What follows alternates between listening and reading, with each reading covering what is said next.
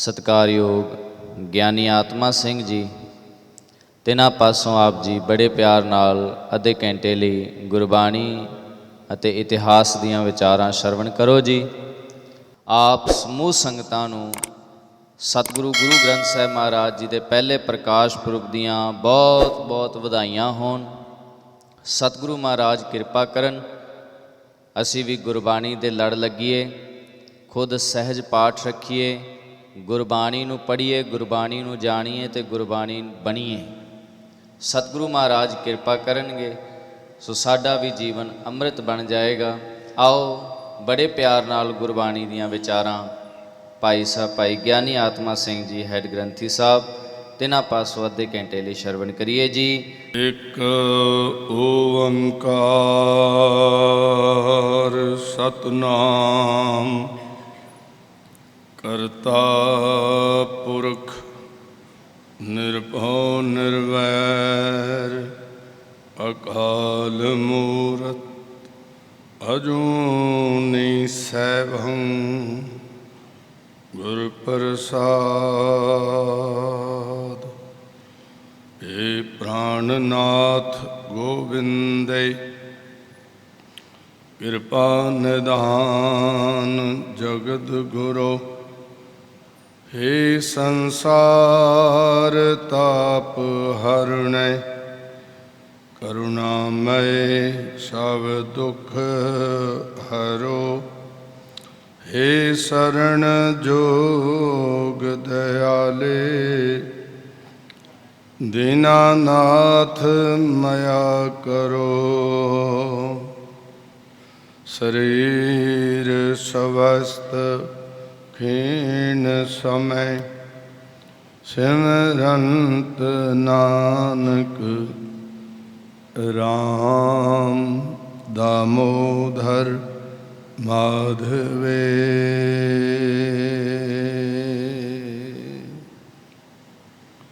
परम सम्मानयोग गुरु की साजी नमाजी गुरु रूप साध संगत जीओ,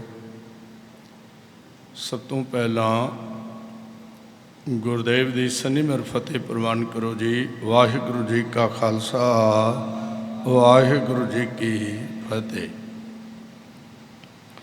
आप सारे बड़े भागां वाले हो। धन धन साहिब श्री गुरु ग्रंथ साहिब महाराज जी की पवित्र पावन हजूरी अंदर जुड़ बैठ के अमृतमयी बाणी सरवण कर रहे हो। आप सारे बधाइयां दे पात्र हो।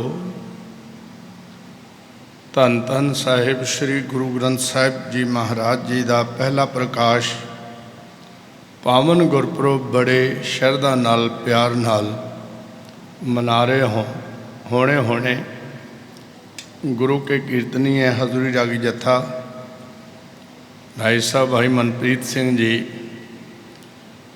गुरबाणी का कीर्तन सरवण करा के गए हैं।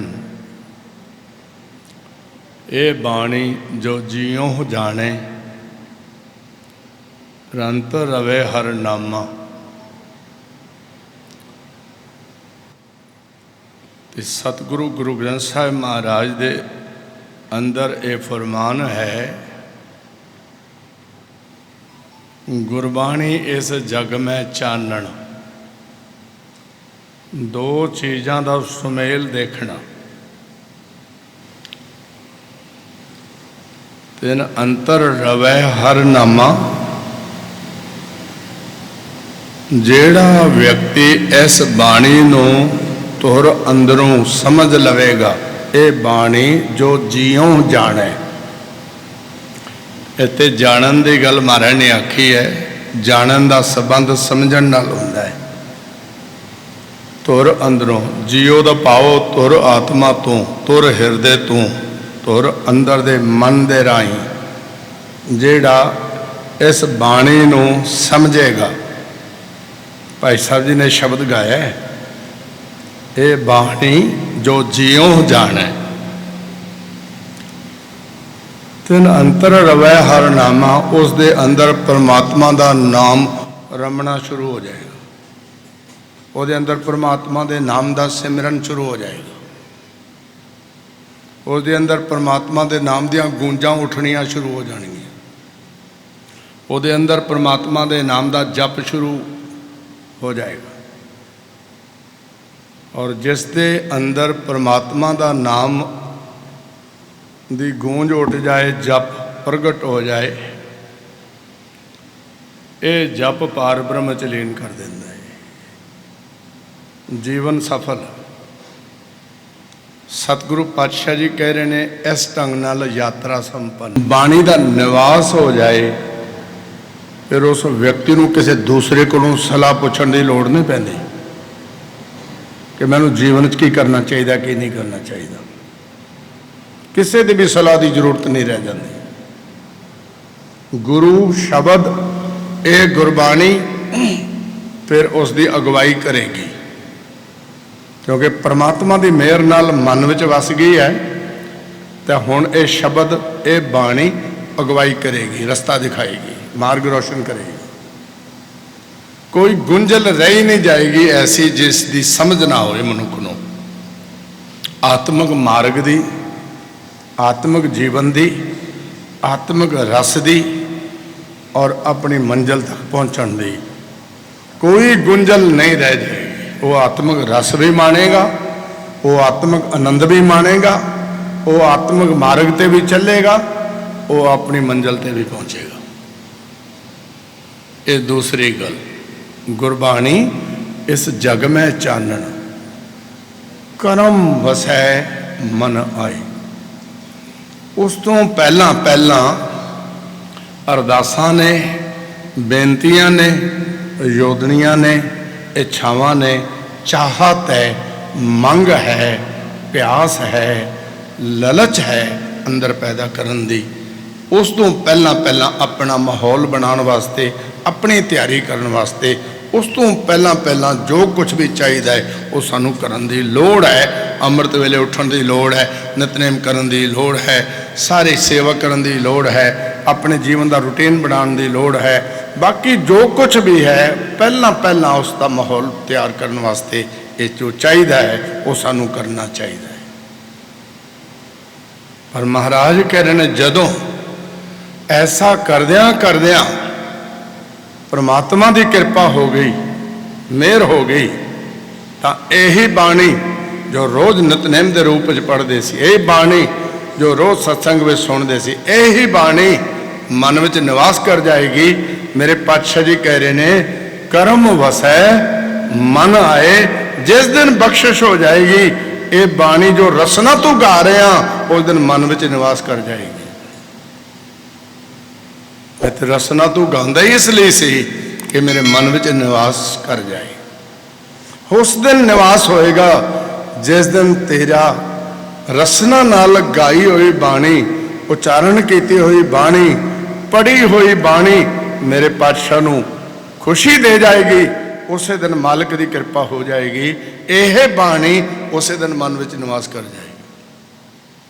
ਤੇ ਮੇਰੇ ਪਾਤਸ਼ਾਹ ਕਹਿ ਰਹੇ ਨੇ, ਜਿਹਦੇ ਮਨ ਵਿੱਚ ਇਹ ਬਾਣੀ ਨਿਵਾਸ ਕਰ ਜਾਏਗੀ, ਸਤਿਗੁਰੂ ਪਾਤਸ਼ਾਹ ਕਹਿੰਦੇ ਨੇ ਆਤਮਿਕ ਚਾਨਣਾ ਪ੍ਰਦਾਨ ਕਰ ਦੇਗੀ। ਗੁਰਬਾਣੀ ਇਸ ਜਗ ਮੈਂ ਚਾਨਣ, ਕਰਮ ਵਸੈ ਮਨ ਆਏ। ਦੋ ਗੱਲਾਂ। ਤੀਸਰੀ ਗੱਲ, ਮੇਰੇ ਪਾਤਸ਼ਾਹ ਨੇ ਅੱਜ ਹੁਕਮਨਾਮੇ ਦੀ ਬਖਸ਼ਿਸ਼ ਕੀਤੀ, ਉਹ ਆਪ ਵੀ ਸਾਰਿਆਂ ਨੇ ਸਰਵਣ ਕੀਤਾ। ਜੇ ਮਾਲਕ ਮਿਹਰਬਾਨ ਹੋ ਜਾਏ, ਰਹਿਮਤਵਾਨ ਹੋ ਜਾਏ, ਤਾਂ ਕਿਸੇ ਨੂੰ ਵੀ ਇੱਕ ਜਗਨ ਦੇ ਨਾ ਲਹਨ, ਇੱਕ ਨਾ ਸੁਤਿਆਂ ਦੇ ਉਠਾਲ। ਇਹ ਮਰਿਆਦਾ ਬਾਣੀ 'ਚ ਆਪ ਜੀ ਨੇ ਸਰਵਣ ਕੀਤੀ। ਹੋ ਸਕਦਾ ਹੈ ਜਾਗਦੇ ਹੋਏ ਨੂੰ ਉਹ ਬਖਸ਼ਿਸ਼ ਨਾ ਪ੍ਰਾਪਤ ਹੋਈ ਹੋਵੇ। ਬਹੁਤ ਚਿਰਾਂ ਤੋਂ ਅਭਿਆਸ ਕਰ ਰਿਹਾ ਹੈ, ਬਹੁਤ ਚਿਰਾਂ ਤੋਂ ਮਿਹਨਤ ਕਰ ਰਿਹਾ ਹੈ, ਬਹੁਤ ਚਿਰਾਂ ਤੋਂ ਅੰਮ੍ਰਿਤ ਵੇਲੇ ਤੋਂ ਉੱਠ ਰਿਹਾ ਹੈ, ਬਹੁਤ ਚਿਰਾਂ ਤੋਂ ਨਿਤਨੇਮ ਕਰ ਰਿਹਾ ਹੈ, ਬਹੁਤ ਚਿਰਾਂ ਤੋਂ ਸੇਵਾ ਕਰ ਰਿਹਾ ਹੈ। ਹੋ ਸਕਦਾ ਹੈ ਕਾਫੀ ਲੰਬੇ ਸਮੇਂ ਤੋਂ ਲੱਗਿਆ ਹੋਇਆ ਹੈ,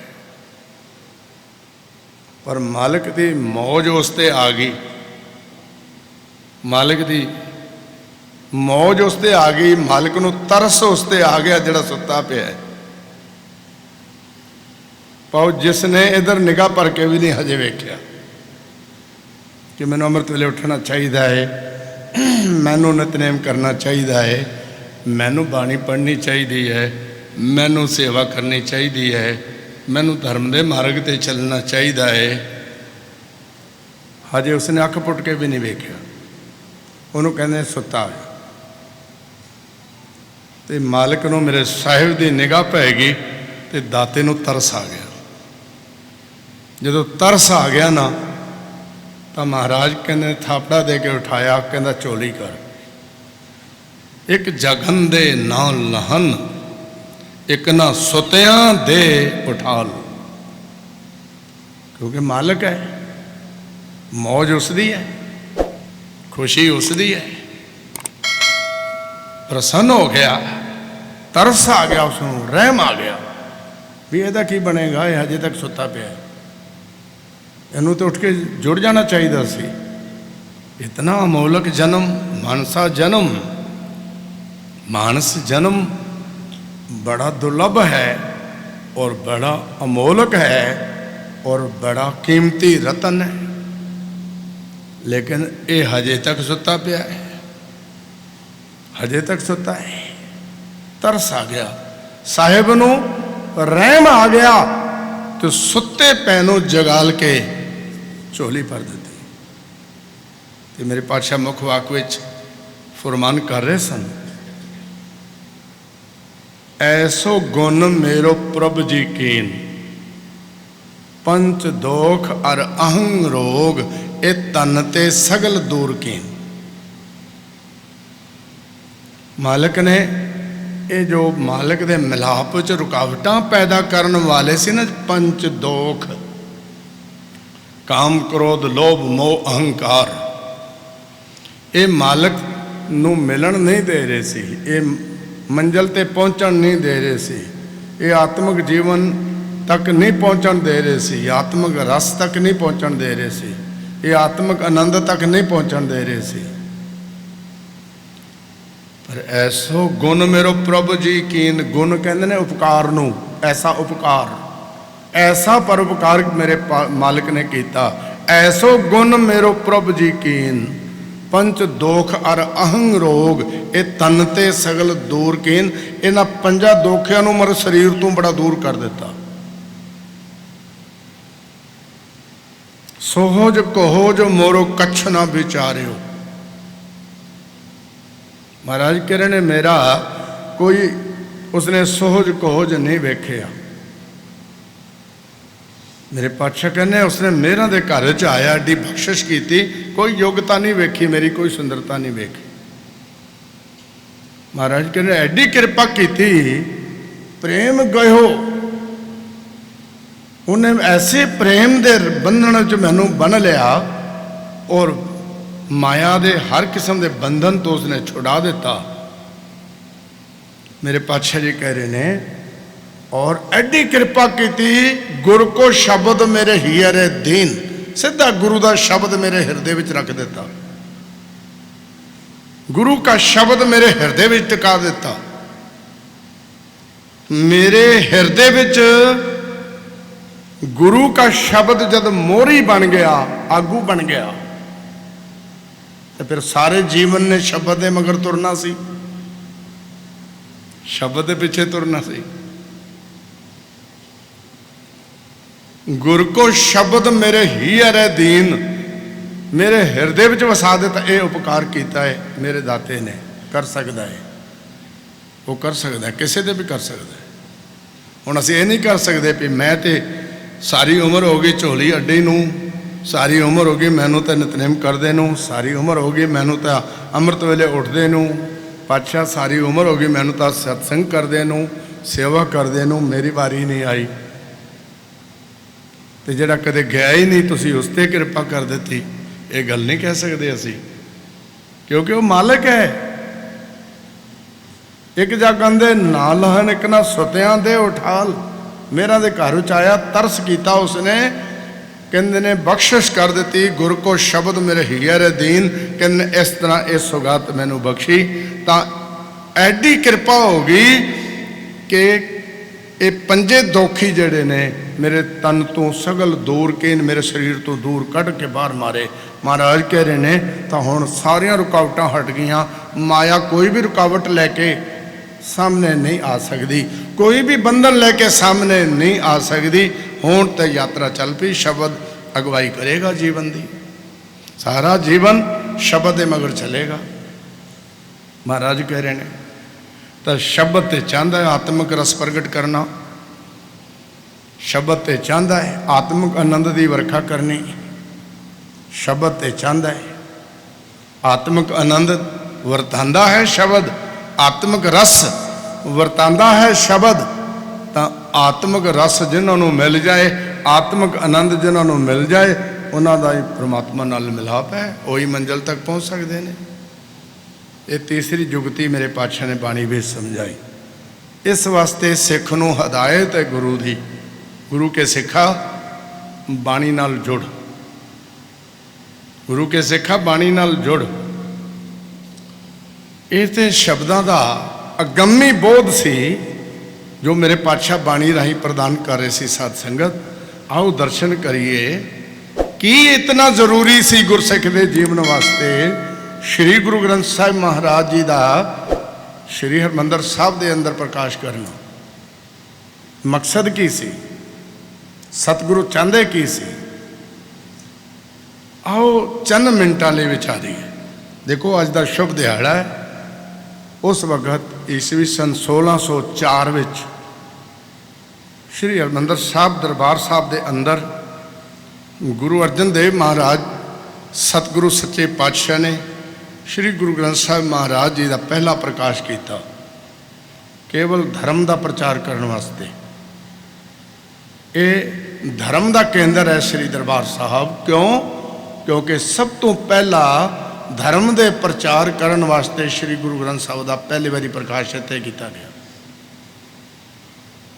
ਕਿਉਂਕਿ ਇਹਦੇ ਮੁਤਾਬਕ ਧਰਮ ਦਾ ਪ੍ਰਚਾਰ ਹੋਏਗਾ।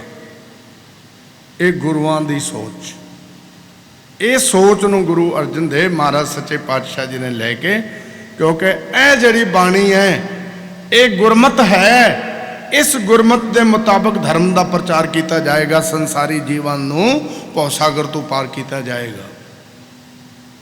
ਇਸ ਲਈ ਗੁਰੂ ਗ੍ਰੰਥ ਸਾਹਿਬ ਮਹਾਰਾਜ ਦਾ ਪਹਿਲਾ ਪ੍ਰਕਾਸ਼ ਸ੍ਰੀ ਦਰਬਾਰ ਸਾਹਿਬ ਦੇ ਅੰਦਰ ਗੁਰੂ ਅਰਜਨ ਦੇਵ ਮਹਾਰਾਜ ਸੱਚੇ ਪਾਤਸ਼ਾਹ ਜੀ ਨੇ ਕਰਵਾਇਆ।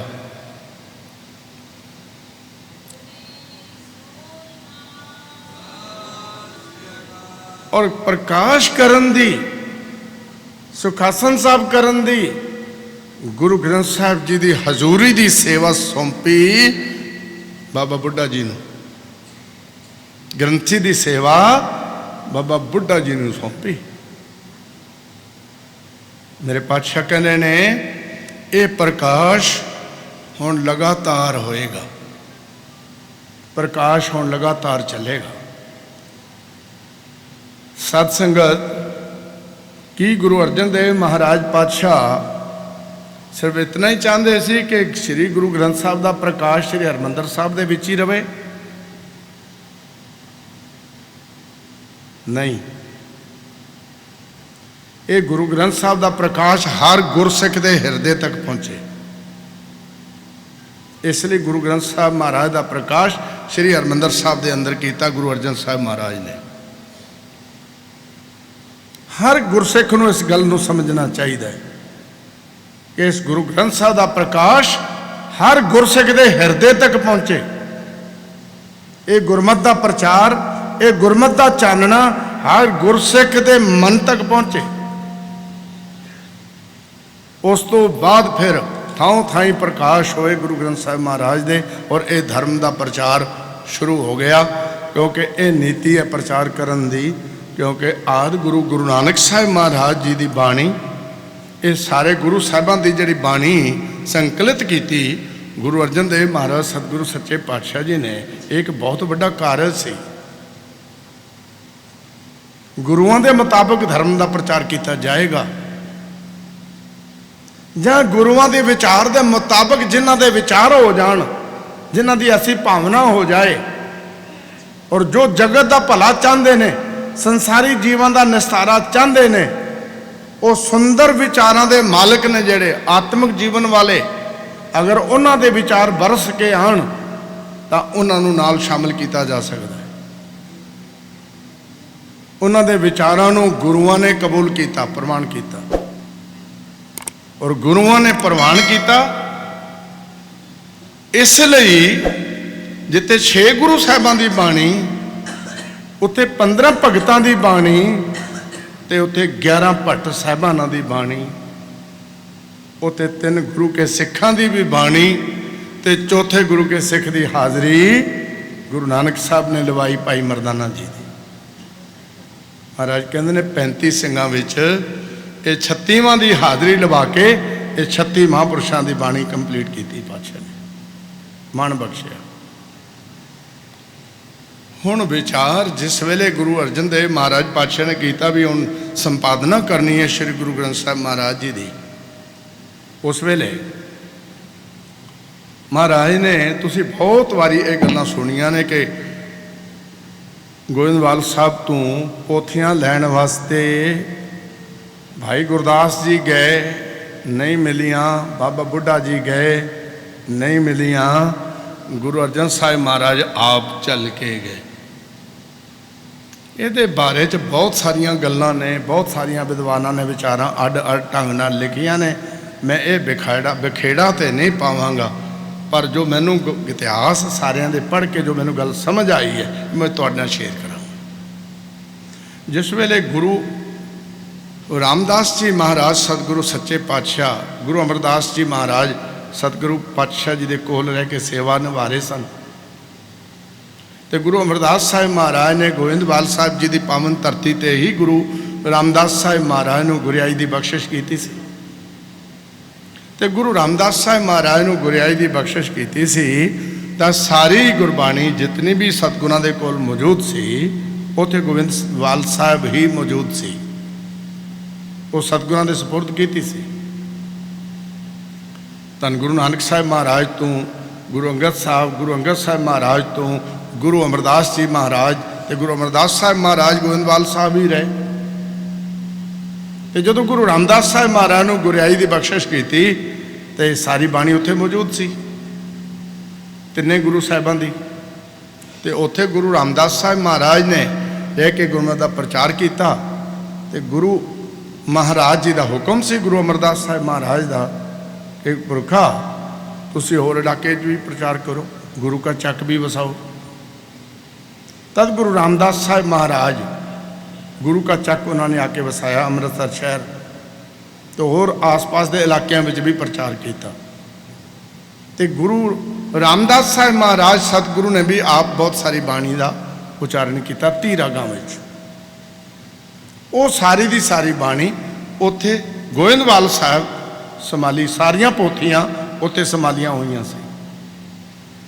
हुण सारी गुरबाणी संभाली हुई सी, कोई सेवा करने लई तां चाहीदा।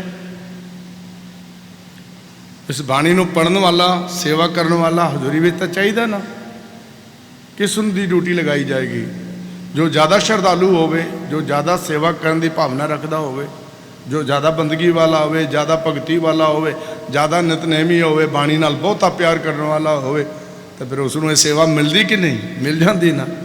इस तरह गुरु अमरदास साहिब महाराज के दूजे सपुत्र बाबा मोहन जी, बाबा मोहरी जी वड्डे ने, बाबा मोहन जी बड़े बंदगी विच मस्त ने, बहुत भगती करते सी, बहुत नितनेमी सी, बहुत सिमरन वाली रूह सी और बहुत सेवा करते सी। इन्हां पोथियां की देख रेख साफ संभाल जिहड़ी है, सेवा जिहड़ी है, वो बाबा मोहन जी नूं मिली। तो उच्चे थां चुबारा सी, गोविंदवाल साहब उस चुबारे विच इन्हां पोथियां नूं सत्कार दे नाल सांभिया होया सी, उत्थे रखियां सी गुरबाणी दी पोथियां। तो इधर गुरु रामदास साहिब महाराज ने भी कुछ बाणी उच्चारण की। तो उस तो बाद बाबा सुंदर जी ने भी कुछ बाणी उच्चारण की। गुरु अमरदास साहिब महाराज के पड़पोते, वो भी दूसरी पोथी विच शामिल सी। तो गुरु रामदास साहिब महाराज जो गोविंदवाल साहब आए ਤੇ ਜਦੋਂ ਜੋਤੀ ਜੋਤ ਸਮਾਨ ਦਾ ਸਮਾਂ ਹੋਇਆ ਤੇ ਗੁਰਿਆਈ ਦੀ ਬਖਸ਼ਿਸ਼ ਗੁਰੂ ਅਰਜਨ ਸਾਹਿਬ ਨੂੰ ਕੀਤੀ। ਈਸਵੀ ਸਨ 1581 ਦੀ ਗੱਲ ਹੈ ਤੇ ਗੁਰੂ ਅਰਜਨ ਸਾਹਿਬ ਮਹਾਰਾਜ ਨੂੰ ਜਦੋਂ ਗੁਰਿਆਈ ਦੀ ਬਖਸ਼ਿਸ਼ ਹੋਈ ਤਾਂ ਗੁਰੂ ਅਰਜਨ ਸਾਹਿਬ ਮਹਾਰਾਜ ਨੇ ਵੀ ਉਸ ਤੋਂ ਬਾਅਦ ਧਰਮ ਦਾ ਪ੍ਰਚਾਰ ਕੀਤਾ। ਸਾਰੇ ਗੁਰੂ ਸਾਹਿਬਾਂ ਦੀ ਬਾਣੀ ਉੱਥੇ ਮੌਜੂਦ ਸੀ ਚੁਬਾਰੇ ਵਿੱਚ। ਗੁਰੂ ਅਰਜਨ ਸਾਹਿਬ ਮਹਾਰਾਜ ਨੇ ਉਹ ਸਾਰੀ ਗੁਰਬਾਣੀ ਦਾ ਜਿੰਨਾ ਸਮੂਹ ਖਜ਼ਾਨਾ ਸੀ, ਜਿਹੜਾ ਆਪਾਂ ਖਜ਼ਾਨਾ ਕਹਿ ਸਕਦੇ ਹਾਂ ਕਿਉਂਕਿ ਆਦੇ ਸੰਪਾਦਨਾ ਨਹੀਂ ਸੀ ਹੋਈ, ਉੱਥੇ ਮੌਜੂਦ ਸੀ। ਬਾਬਾ ਮੋਹਨ ਜੀ ਉਹਦੀ ਸੇਵਾ ਕਰ ਰਹੇ ਸਨ, ਬੰਦਗੀ ਵਾਲੇ ਸਨ। ਮੈਂ ਉਹਨਾਂ ਦੀ ਸਾਰੀ ਅਵਸਥਾ ਤੇ ਨਹੀਂ ਆਪ ਜੀ ਨਾਲ ਬਿਆਨ ਕਰ ਸਕਦਾ ਕਿਉਂਕਿ ਬੰਦਗੀ 'ਚ ਸਮਾਧੀ 'ਚ ਇਤਨੇ ਮਗਨ ਰਹਿੰਦੇ ਸੀ, ਉਹ ਖਾਣਾ ਪੀਣਾ ਤੱਕ ਭੁੱਲ ਜਾਂਦੇ ਨੇ। ਕੋਈ ਕੱਪੜੇ ਬਸਤਰਾਂ ਦਾ ਵੀ ਧਿਆਨ ਉਹਨਾਂ ਨੂੰ ਨਹੀਂ ਸੀ, ਬੇਬਸਤਰੇ ਵਿਛਾ ਕੇ ਲੇਟਣਾ ਜਾਂ ਕਿਸ ਤਰ੍ਹਾਂ, ਨਹੀਂ, ਬਿਲਕੁਲ ਨਹੀਂ। ਉਹ ਕਈ ਸਮੇਂ ਲੰਬੇ ਸਮੇਂ ਤੱਕ ਸਮਾਧੀ ਅਵਸਥਿਤ ਰਹਿੰਦੇ ਸੀ। ਅਗਰ ਕੋਈ ਉਹਨਾਂ ਨੂੰ ਡਿਸਟਰਬ ਕਰਦਾ ਸੀ ਤਾਂ ਬੜਾ ਗੁੱਸੇ ਹੁੰਦੇ ਸੀ, ਖਰਮਾ ਬੋਲਦੇ ਸੀ। ਉਹਨਾਂ ਨੂੰ ਕੋਈ ਛੇੜਦਾ ਨਹੀਂ ਸੀ, ਚੁਬਾਰੇ ਵਿੱਚ ਹੀ ਰਹਿੰਦੇ ਸੀ। ਜਦੋਂ ਮੌਜ ਹੁੰਦੀ ਸੀ ਉਤਰ ਕੇ ਆ ਜਾਂਦੇ ਸੀ, ਜੋ ਵੀ ਲੰਗਰ ਪ੍ਰਸ਼ਾਦਾ ਜੋ ਵੀ ਛਕਣਾ ਛਕ ਲੈਂਦੇ ਸੀ ਜਦੋਂ ਦਿਲ ਕਰੇ। ਪਰ ਜੇ ਉਹਨਾਂ ਨੂੰ ਕੋਈ ਦੇਣ ਚਲਾ ਗਿਆ ਤਾਂ ਬੜਾ ਖਰਵਾ ਬੋਲਦੇ ਸੀ। ਉਹ ਭਗਤੀ ਸਮਾਧੀ 'ਚ ਮਸਤ ਰਹਿੰਦੇ ਸੀ। ਇਤਨੀ ਸਮਾਧੀ ਗੂੜ ਕਿ ਭਾਈ ਗੁਰਦਾਸ ਜੀ ਬਾਣੀ ਲੈਣ ਗਏ, ਉਹਨਾਂ ਨੇ ਦਰਵਾਜ਼ਾ ਹੀ ਨਹੀਂ ਖੋਲ੍ਹਿਆ, ਸਮਾਧੀ ਨਹੀਂ ਖੁੱਲੀ। ਬਾਬਾ ਬੁੱਢਾ ਜੀ ਗਏ, ਸਮਾਧੀ ਨਹੀਂ ਖੁੱਲੀ। ਦਰਵਾਜ਼ੇ ਖੜਕਾਏ, ਆਵਾਜ਼ਾਂ ਮਾਰੀਆਂ, ਸ਼ੋਰ ਮਚਾਇਆ, ਸਮਾਧੀ ਨਹੀਂ ਖੁੱਲੀ। ਸੁਰਤ ਇਤਨੀ ਅੱਗੇ ਜਾ ਚੁੱਕੀ ਸੀ। ਸਤ ਸੰਗਤ, ਗੁਰੂ ਅਰਜਨ ਸਾਹਿਬ ਮਹਾਰਾਜ ਨੇ ਵੀ 30 ਰਾਗਾਂ ਵਿੱਚ ਬਾਣੀ ਬਹੁਤ ਸਾਰੀ ਉਚਾਰਨ ਕੀਤੀ। ਜੇ ਅਸੀਂ ਗਿਣਤੀ ਮਿਤੀ ਦੇਖੀਏ ਤਾਂ ਭਾਈ ਕਾਹਨ ਸਿੰਘ ਜੀ ਨਾਭਾ ਨੇ ਮਹਾਨ ਕੋਸ਼ ਗ੍ਰੰਥ ਰਚਿਆ, ਉਹਦੇ ਵਿੱਚ ਉਹਨਾਂ ਨੇ ਦੱਸਿਆ 2312 ਸ਼ਬਦ ਗੁਰੂ ਅਰਜਨ ਸਾਹਿਬ ਮਹਾਰਾਜ ਨੇ ਆਪ ਉਚਾਰਨ ਕੀਤੇ 30 ਰਾਗਾਂ ਵਿੱਚ। ਤੇ ਬਾਕੀ ਸਾਰੇ ਗੁਰੂ ਸਾਹਿਬਾਂ ਦੀ ਬਾਣੀ ਦਾ ਜਿਹੜਾ ਖਜ਼ਾਨਾ ਸੀ ਉੱਥੇ ਰੱਖਿਆ ਸੀ ਸਾਂਭ ਕੇ। ਤੇ ਸਤਿਗੁਰੂ ਨੇ ਹੁਣ ਸੋਚਿਆ ਕਿ ਹੁਣ ਗੁਰੂ ਗ੍ਰੰਥ ਸਾਹਿਬ ਦੀ ਸੰਪਾਦਨਾ ਕਰਨੀ ਚਾਹੀਦੀ ਹੈ ਤੇ ਉਹ ਸਾਰੀਆਂ ਪੋਥੀਆਂ ਬਾਣੀ ਦੀਆਂ ਇੱਥੇ ਲਿਆਂਦੀਆਂ ਜਾਣ ਤਾਂ ਕਿ ਇਹ ਸੇਵਾ ਨਿਭਾ ਦਿੱਤੀ ਜਾਏ। ਤਦ ਉਹ ਬਾਣੀ ਦੀਆਂ ਸਾਰੀਆਂ ਪੋਥੀਆਂ ਗੁਰੂ ਅਰਜਨ ਸਾਹਿਬ ਮਹਾਰਾਜ ਜੀ ਨੇ ਮੰਗਵਾਈਆਂ ਸੀ।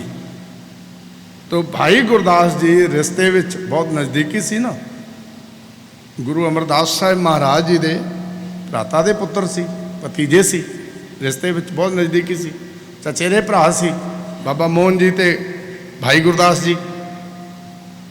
ਤੇ ਭਾਈ ਗੁਰਦਾਸ ਜੀ ਨੇ ਇੱਕੋ ਗੁਰੂ ਮਹਾਰਾਜ ਦੀ ਆਗਿਆ ਤੇ ਤੁਰੰਤ ਕਹਿ ਦਿੱਤਾ, ਮਹਾਰਾਜ ਮੈਂ ਹੁਣੇ ਗਿਆ ਤੇ ਬਾਣੀ ਦੀਆਂ ਪੋਥੀਆਂ ਲੈ ਕੇ ਆਇਆ। ਮਹਾਰਾਜ ਗੁਰੂ ਅਰਜਨ ਸਾਹਿਬ ਸਮਝ ਗਏ ਕਿ ਭਾਈ ਗੁਰਦਾਸ ਜੀ ਬੋਲ ਤਾਂ ਰਹੇ ਨੇ ਪਰ ਥੋੜ੍ਹਾ ਜਿਹਾ ਰਿਸ਼ਤਿਆਂ ਦੀ ਹੋਮੇ, ਪਰ ਜਿਤਨਾ ਆਸਾਨ ਇਹ ਕੰਮ ਸਮਝ ਰਹੇ ਨੇ ਹੈ ਨਹੀਂ। ਕਹਿਣਗੇ ਠੀਕ ਹੈ ਲਿਆਓ। ਬੜੀ ਕੋਸ਼ਿਸ਼ ਕੀਤੀ, ਉਹ ਦਰਵਾਜ਼ਾ ਹੀ ਨਹੀਂ ਖੋਲ੍ਹਿਆ ਬਾਬਾ ਮੋਹਨ। ਕੋਸ਼ਿਸ਼ ਕਰਕੇ ਵਾਪਸ ਆ ਗਏ, ਬਾਬਾ ਬੁੱਢਾ ਜੀ ਨੂੰ ਭੇਜਿਆ, ਉਹਨਾਂ ਨੇ ਕੋਸ਼ਿਸ਼ ਕੀਤੀ, ਨਹੀਂ ਖੋਲ੍ਹਿਆ ਦਰਵਾਜ਼ਾ। ਫਿਰ ਗੁਰੂ ਅਰਜਨ ਸਾਹਿਬ ਮਹਾਰਾਜ ਆਪ ਗਏ ਤੇ ਗੁਰੂ ਅਰਜਨ ਸਾਹਿਬ ਮਹਾਰਾਜ ਨੇ ਵੀ ਬੜੀ ਕੋਸ਼ਿਸ਼ ਕੀਤੀ।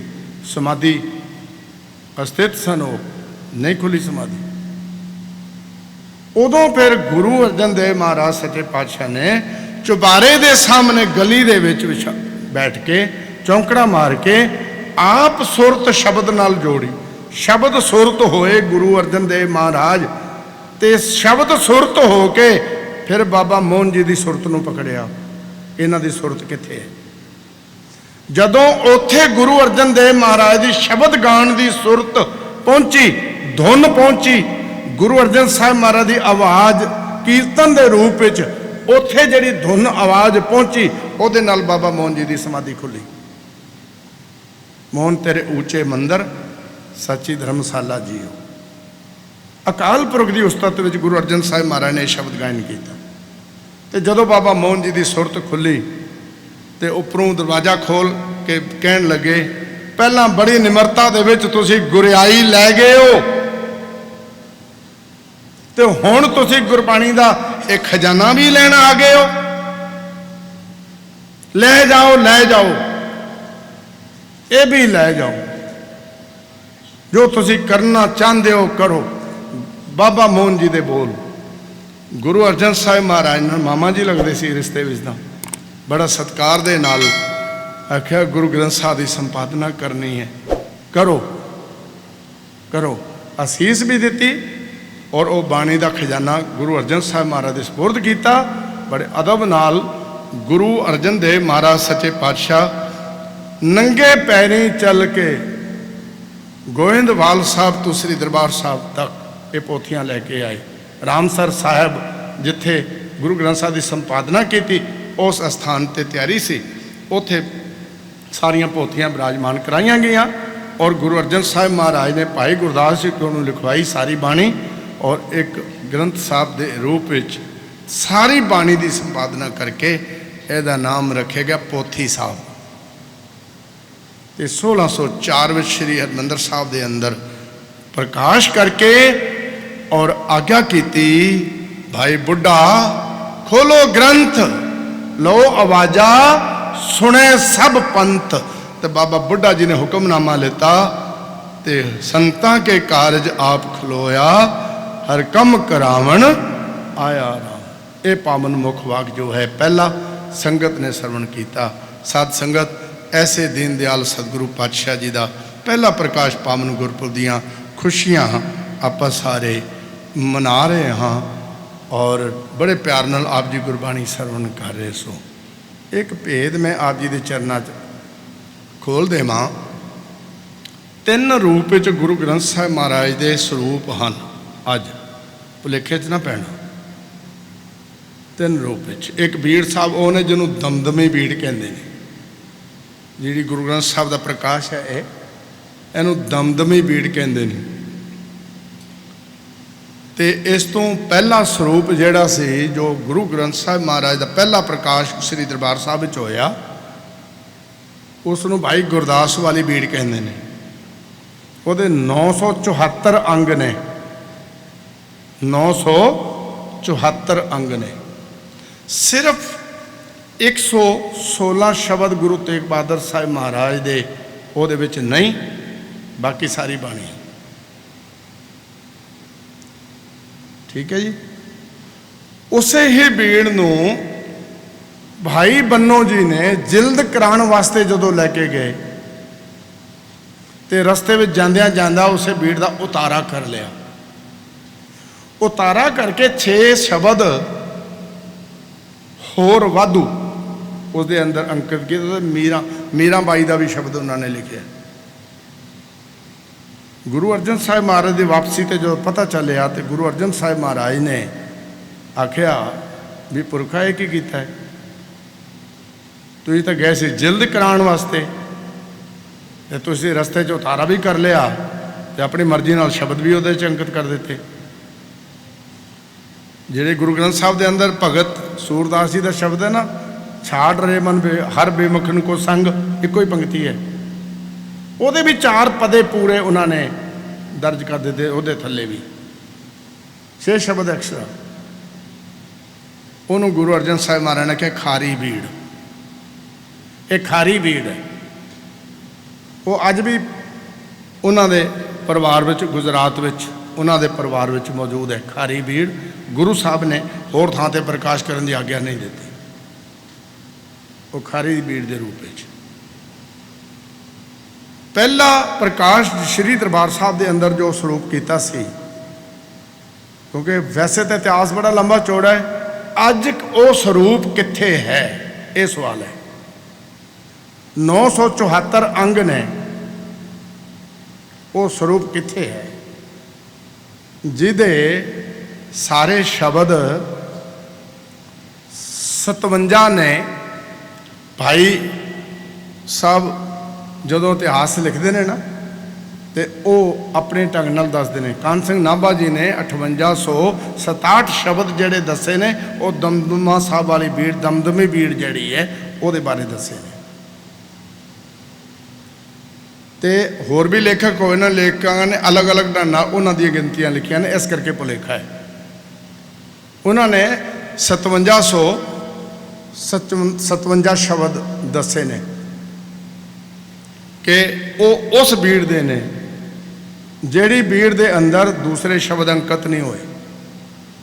ਤਿੰਨ ਰੂਪ ਵਿੱਚ ਇਹ ਬੀੜਾਂ ਨੇ। ਅੱਜ ਉਹ ਕਰਤਾਰਪੁਰ ਸਾਹਿਬ ਵਿੱਚ ਪਈ ਹੋਈ ਹੈ ਸੋਢੀਆਂ ਦੇ ਪਰਿਵਾਰ ਵਿੱਚ। ਜਿਹੜੀ ਬੀੜ ਸਾਹਿਬ ਬਾਬਾ ਧੀਰਮਲ ਜੀ ਨੇ ਬਾਬਾ ਬਕਾਲੇ ਵਿੱਚ ਪ੍ਰਕਾਸ਼ ਕੀਤੀ ਸੀ, ਜਾ ਕੇ ਆਪ ਗੁਰੂ ਬਣਨ ਵਾਸਤੇ ਯਤਨ ਕੀਤਾ ਸੀ, ਉਹ ਬੀੜ ਸਾਹਿਬ ਉਹਨਾਂ ਕੋਲ ਹੀ ਹੈ। ਅੱਜ ਵੀ ਕਰਤਾਰਪੁਰ ਸਾਹਿਬ ਪਈ ਹੈ। ਗੁਰੂ ਗੋਬਿੰਦ ਸਿੰਘ ਸਾਹਿਬ ਮਹਾਰਾਜ ਨੇ ਸਿੰਘਾਂ ਨੂੰ ਭੇਜਿਆ ਸੀ, ਉਹ ਬੀੜ ਸਾਹਿਬ ਲੈ ਕੇ ਆਓ ਤਾਂ ਕਿ ਨੌਵੇਂ ਪਾਤਸ਼ਾਹ ਜੀ ਦੀ ਬਾਣੀ ਉਹਦੇ ਵਿੱਚ ਚੜਾ ਦਿੱਤੀ ਜਾਏ। ਧੀਰਮਲ ਨੇ ਜਵਾਬ ਦਿੱਤਾ ਸੀ, ਜੇ ਗੁਰੂ ਪੂਰਾ ਆਪ ਹੈ ਤਾਂ ਆਪੇ ਉਚਾਰਨ ਕਰ ਲਵੇ ਦੁਬਾਰੇ, ਅਸੀਂ ਨਹੀਂ ਦੇਵਾਂਗੇ। ਜਵਾਬ ਦੇ ਦਿੱਤਾ ਸੀ। ਤਾਂ ਉਹ ਸਰੂਪ ਉੱਥੇ ਹੀ ਹੈ ਜਿਹੜਾ ਸ੍ਰੀ ਦਰਬਾਰ ਸਾਹਿਬ ਦੇ ਵਿੱਚ ਪ੍ਰਕਾਸ਼ ਕੀਤਾ ਗਿਆ ਸੀ ਪਹਿਲਾਂ, ਉਹ ਸਰੂਪ ਉੱਥੇ ਮੌਜੂਦ ਹੈ ਕਰਤਾਰਪੁਰ ਸਾਹਿਬ। 974 ਅੰਗ ਨੇ ਉਸਦੇ, ਔਰ ਉਹ ਜਿਹੜੀ ਬਾਣੀ 30 ਰਾਗਾਂ ਵਿੱਚ ਹੈ, 30 ਰਾਗਾਂ ਵਿੱਚ। ਤੇ ਗੁਰੂ ਗੋਬਿੰਦ ਸਿੰਘ ਸਾਹਿਬ ਮਹਾਰਾਜ ਨੇ ਕੇਸੀ ਇਸ਼ਨਾਨ ਕਰਕੇ ਤੇ ਭਾਈ ਮਨੀ ਸਿੰਘ ਜੀ ਨੂੰ ਲਿਖਾਰੀ ਦੇ ਰੂਪ ਵਿੱਚ ਲੈ ਕੇ ਤੇ ਬਾਬਾ ਦੀਪ ਸਿੰਘ ਜੀ ਨੂੰ ਕਲਮਾਂ ਦੀ ਸੇਵਾ ਲੈ ਕੇ, ਔਰ ਗੁਰੂ ਗੋਬਿੰਦ ਸਿੰਘ ਸਾਹਿਬ ਮਹਾਰਾਜ ਨੇ ਇੱਕ ਓੰਕਾਰ ਤੋਂ ਲੈ ਕੇ ਔਰ ਇਹ ਸਾਰੀ ਬਾਣੀ ਦਾ ਉਚਾਰਨ ਗੁਰੂ ਗੋਬਿੰਦ ਸਿੰਘ ਸਾਹਿਬ ਮਹਾਰਾਜ ਨੇ ਆਪ ਆਪਣੇ ਰਸਨਾ ਤੋਂ ਕੀਤਾ। ਸ੍ਰੀ ਦਮਦਮਾ ਸਾਹਿਬ ਦੀ ਪਾਵਨ ਧਰਤੀ ਤੇ 9 ਮਹੀਨੇ 9 ਦਿਨ 9 ਘੜੀਆਂ ਇੰਨਾ ਸਮਾਂ ਲੱਗਿਆ। ਨਿਯਤ ਗੁਰੂ ਗ੍ਰੰਥ ਸਾਹਿਬ ਦਾ ਸਰੂਪ ਜਿਹਨੂੰ ਦਮਦਮੀ ਬੀੜ ਕਹਿੰਦੇ ਨੇ, ਇਹ ਉਹ ਸਰੂਪ ਮਹਾਰਾਜ ਨੇ ਤਿਆਰ ਕਰਾਇਆ। ਨੌਵੇਂ ਪਾਤਸ਼ਾਹ ਦੀ ਬਾਣੀ ਇਹਦੇ ਵਿੱਚ ਧਰਾ ਕੇ ਅੱਜ ਜਿੱਥੇ ਕਿਤੇ ਵੀ ਪ੍ਰਕਾਸ਼ ਹੈ, ਇਹ ਦਮਦਮੀ ਬੀੜ ਹੈ। ਉਹ ਨਿੱਜੀ ਸਰੂਪ ਜੋ ਗੁਰੂ ਗੋਬਿੰਦ ਸਿੰਘ ਸਾਹਿਬ ਮਹਾਰਾਜ ਨੇ ਉਚਾਰਨ ਕਰਕੇ ਆਪ ਲਿਖਵਾਇਆ ਸੀ, ਉਹ ਤੇ ਪੰਥ ਸੰਭਾਲ ਨਹੀਂ ਸਕਿਆ, ਉਹ ਸਤਲੁਜ ਦੇ ਦਰਿਆ ਦੇ ਵਿੱਚ ਰੁੜ ਗਿਆ। ਪਰ ਸਿੰਘਾਂ ਨੇ ਉਸ ਤੋਂ ਪਹਿਲਾਂ ਬਾਬਾ ਦੀਪ ਸਿੰਘ ਜੀ ਉਹਨਾਂ ਨੇ ਸਿੰਘਾਂ ਨੇ ਉਤਾਰੇ ਕਰ ਲਏ ਸੀ, ਬਹੁਤ ਸਾਰੇ ਉਤਾਰੇ ਹੋਏ ਨੇ ਉਸ ਤੋਂ ਬਾਅਦ। ਤੇ ਬਾਬਾ ਦੀਪ ਸਿੰਘ ਜੀ ਨੇ 4 ਉਤਾਰੇ ਕੀਤੇ ਸੀ, 4 ਸਰੂਪ ਤਿਆਰ ਕੀਤੇ ਸੀ। ਹੁਣ ਤੁਸੀਂ ਕਹੋਗੇ ਦਰਬਾਰ ਸਾਹਿਬ ਕਿਹੜਾ ਸਰੂਪ ਪ੍ਰਕਾਸ਼ ਹੁੰਦਾ ਹੈ? 4 ਸਰੂਪ ਬਾਬਾ ਦੀਪ ਸਿੰਘ ਨੇ ਜਿਹੜੇ ਉਤਾਰੇ ਸੀ, ਉਹਦੇ ਚੋਂ ਇੱਕ ਅਰਬੀ ਫਾਰਸੀ ਦਾ ਸੀ, 3 ਸਰੂਪ ਗੁਰਮੁਖੀ ਵਾਲੇ। ਉਹਨਾਂ ਵਿੱਚੋਂ ਇੱਕ ਸ਼੍ਰੀ ਅਕਾਲ ਤਖਤ ਸਾਹਿਬ ਪ੍ਰਕਾਸ਼ ਹੁੰਦਾ ਹੈ, ਉਹਨਾਂ ਚੋਂ ਇੱਕ ਸ਼੍ਰੀ ਦਰਬਾਰ ਸਾਹਿਬ ਪ੍ਰਕਾਸ਼ ਹੁੰਦਾ ਹੈ, ਉਹਨਾਂ ਚੋਂ ਇੱਕ ਸ਼੍ਰੀ ਹਜ਼ੂਰ ਸਾਹਿਬ ਪ੍ਰਕਾਸ਼ ਹੁੰਦਾ ਹੈ। ਇਹ 3 ਸਰੂਪ ਉਹ ਨੇ। ਉਹਨਾਂ ਸਰੂਪਾਂ ਦੀਆਂ ਹੀ ਇਹ ਬਾਕੀ ਕਾਪੀਆਂ ਤਿਆਰ ਹੋਈਆਂ ਨੇ ਜੋ ਥਾਂ ਥਾਂ ਦੇ ਸਾਰੇ ਗੁਰੂ ਘਰਾਂ ਵਿੱਚ ਪ੍ਰਕਾਸ਼ ਨੇ। ਇਹਨੂੰ ਦਮਦਮੀ ਬੀੜ ਕਹਿੰਦੇ ਨੇ। ਇਹਦੇ ਕੁੱਲ ਸ਼ਬਦ ਜਿਹੜੇ ਨੇ 5867 ਨੇ। ਜੇ ਪਦਾਂ ਦੇ ਹਿਸਾਬ ਨਾਲ ਕੰਪਿਊਟਰ ਨਾਲ ਗਿਣਤੀ ਕਰਾਵਾਂਗੇ ਤਾਂ 5894 ਹੋ ਜਾਣਗੇ, ਕਿਉਂਕਿ ਅਸ਼ਟਪਦੀਆਂ ਕੋਈ 10 ਪਦਾਂ ਦੀ ਹੈ, ਕੋਈ 17 ਪਦਾਂ ਦੀ ਹੈ। ਇਸ ਕਰਕੇ ਇੱਕ ਇੱਕ ਸ਼ਬਦ ਦੀ ਗਿਣਤੀ ਕੰਪਿਊਟਰ ਬਤਾ ਦਿੰਦਾ ਹੈ। ਭਾਈ ਕਾਨ ਸਿੰਘ ਜੀ ਨਾਭਾ ਨੇ ਮਹਾਨ ਕੋਸ਼ ਵਿੱਚ ਜਿਹੜਾ ਲਿਖਿਆ ਹੈ ਕਿ 5867 ਸ਼ਬਦ ਦਮਦਮੀ ਬੀੜ ਸਰੂਪ ਦੇ ਹਨ ਤੇ ਬਾਕੀਆਂ 'ਚ ਘੱਟ ਵੱਧ ਹਨ। ਇਸ ਕਰਕੇ ਮੈਂ ਬੇਨਤੀ ਕਰ ਰਿਹਾ, 3 ਸਰੂਪਾਂ ਦੇ ਰੂਪ ਵਿੱਚ ਸਾਡੇ ਸਾਹਮਣੇ ਮੌਜੂਦ ਹੈ। ਇੱਕ ਖਾਰੀ ਬੀੜ ਤੇ ਇੱਕ ਗੁਰੂ ਗ੍ਰੰਥ ਸਾਹਿਬ ਮਹਾਰਾਜ ਦਾ ਉਹ ਪ੍ਰਕਾਸ਼, ਜੋ ਪਹਿਲਾ ਪ੍ਰਕਾਸ਼ ਦਰਬਾਰ ਸਾਹਿਬ ਕਰਾਇਆ ਸੀ, ਜੋ ਕਰਤਾਰਪੁਰ ਸਾਹਿਬ ਪਿਆ ਸੋਢੀਆਂ ਦੇ ਪਰਿਵਾਰ ਕੋਲੋਂ। ਤੇ ਇਹ ਦਮਦਮੀ ਬੀੜ ਜੋ ਗੁਰੂ ਗੋਬਿੰਦ ਸਿੰਘ ਸਾਹਿਬ ਮਹਾਰਾਜ ਨੇ ਆਪਣੇ ਰਸਨਾ ਤੋਂ ਸਾਰੇ ਦਾ ਸਾਰੀ ਬਾਣੀ ਦਾ ਉਚਾਰਨ ਦੁਬਾਰੇ ਕਰਕੇ ਮਹਾਰਾਜ ਨੇ ਸੰਪਾਦਨਾ ਕਰਵਾਈ। ਇਸੇ ਹੀ ਦਮਦਮੀ ਬੀੜ ਨੂੰ ਸ੍ਰੀ ਹਜ਼ੂਰ ਸਾਹਿਬ ਵਿਖੇ ਗੁਰੂ ਗੋਬਿੰਦ ਸਿੰਘ ਸਾਹਿਬ ਮਹਾਰਾਜ ਨੇ ਗੁਰਿਆਈ ਦਾ ਤਿਲਕ ਦਿੱਤਾ। ਬਾਣੀ ਦਾ ਸਤਿਕਾਰ ਗੁਰੂਆਂ ਵਾਂਗ ਸ਼ੁਰੂ ਤੋਂ ਹੀ ਹੈ, ਪਰ ਜਿਹੜੀ ਰਸਮ ਹੈ ਗੁਰਿਆਈ ਦੀ ਰਸਮ ਜਿਹਨੂੰ ਕਹਿੰਦੇ ਨੇ, ਉਹ ਗੁਰੂ ਗੋਬਿੰਦ ਸਿੰਘ ਸਾਹਿਬ ਮਹਾਰਾਜ ਨੇ ਹਜ਼ੂਰ ਸਾਹਿਬ ਨਾਂਦੇੜ ਸਾਹਿਬ ਸੰਪੰਨ ਕੀਤੀ ਸੀ। ਇਹ ਉਹ ਬੀੜ ਸਾਹਿਬ ਹੈ ਔਰ ਇਸੇ ਦਾ ਹਰ ਥਾਂ ਤੇ ਪ੍ਰਕਾਸ਼ ਕਰਨ ਲਈ ਗੁਰੂ ਦਾ ਹੁਕਮ ਹੈ। ਬਾਣੀ ਹੋਣ ਕਰਕੇ ਭਾਵੇਂ ਸਾਰੇ ਦਾ ਸਤਿਕਾਰ ਕਰੋ, ਪਰ ਗੁਰੂ ਗ੍ਰੰਥ ਸਾਹਿਬ ਮਹਾਰਾਜ ਉਹ ਹਨ ਜਿਨ੍ਹਾਂ ਨੂੰ ਗੁਰੂ ਗੋਬਿੰਦ ਸਿੰਘ ਸਾਹਿਬ ਮਹਾਰਾਜ ਨੇ ਤਖਤ ਤੇ ਪ੍ਰਕਾਸ਼ ਕਰਕੇ ਸੁਸ਼ੋਭਿਤ ਕੀਤਾ। ਇਸ ਦੀ ਬਰੋਬਰੀ ਦਾ ਨਾਮ ਕਿਸੇ ਨੂੰ ਦਿੱਤਾ ਜਾਏਗਾ, ਨਾ ਬਰੋਬਰੀ 'ਚ ਕਿਸੇ ਦਾ ਪ੍ਰਕਾਸ਼ ਕੀਤਾ ਜਾਏਗਾ। ਕੋਈ ਵੀ ਬਾਣੀ ਹੋਵੇ, ਕਿਸੇ ਨੇ ਵੀ ਉਚਾਰਨ ਕੀਤੀ ਹੋਵੇ, ਮੇਰੇ ਪਾਤਸ਼ਾਹ ਕਹਿ ਰਹੇ ਨੇ ਇਸ ਗੁਰੂ ਗ੍ਰੰਥ ਸਾਹਿਬ ਦੀ ਬਰੋਬਰੀ ਕਿਸੇ ਨੂੰ ਵੀ ਨਹੀਂ ਦਿੱਤੀ ਗਈ। ਤੇ ਜਿਹੜੇ ਕਰ ਰਹੇ ਨੇ ਉਹ ਗਲਤੀ ਕਰ ਰਹੇ ਨੇ, ਜਿਹੜੇ ਕਰ ਰਹੇ ਨੇ ਉਹ ਗਲਤੀ ਕਰ ਰਹੇ ਨੇ, ਉਹ ਭੁੱਲਾਂ ਕਰ ਰਹੇ ਨੇ, ਉਹ ਇੱਕ ਦਿਨ ਪਛਤਾਣਗੇ। ਕਿਉਂਕਿ ਗੁਰੂ ਦਾ ਜੋ ਹੁਕਮ ਹੈ, ਸਿੱਖ ਦਾ ਧਰਮ ਹੈ, ਉਸ ਦੀ ਪਾਲਣਾ ਕਰਨਾ। तो इस करके अज असी श्री गुरु ग्रंथ साहिब महाराज का पहला प्रकाश पावन गुरपुरब मना रहे हैं। चंद विचार जो आप जी ने साझी की है, बस इन्नी सेवा प्रवान करना हुई भुलों की माफ़ी बख्शो। बुलाओ गजबाज की फतेह। वाहिगुरु जी का खालसा वाहिगुरु जी की।